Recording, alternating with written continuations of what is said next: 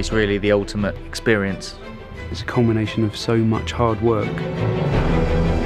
It's that attention to detail which really makes such a big difference. The drama, the tactics, the excitement, the strategy, we really have got to the heart of the sport.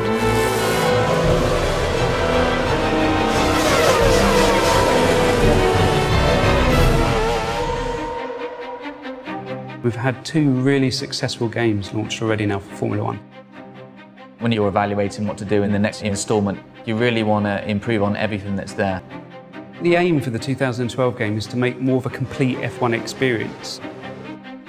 At the start of the game now, we've got the Young Drivers Test. It's a real test that exists in real life. It's set in Abu Dhabi in 2011, and you get a chance to drive either the Red Bull, the Ferrari or the McLaren.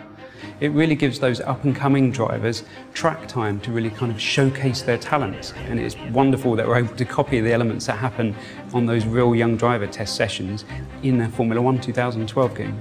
I remember my first test was with Red Bull Racing at the end of 2007.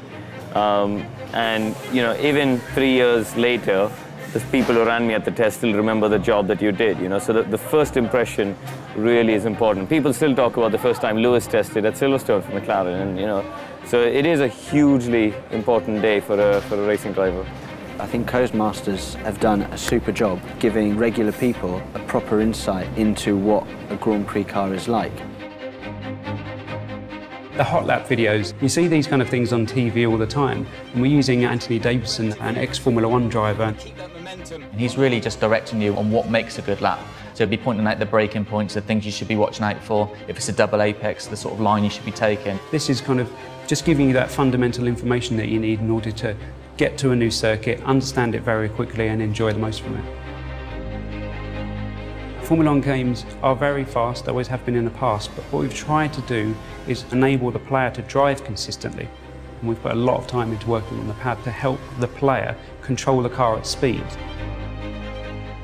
We're not all Fernando Alonso's of this world, we make mistakes. So rather than just hitting the pause menu and restarting the race, you've got the ability to be able to rewind time and just get to a point before the incident and just try it again. Certainly for the novices, in terms of learning racing lines and avoiding incidents, they're a really useful tool.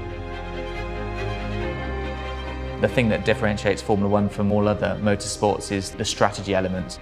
Being able to make the right call at the right time.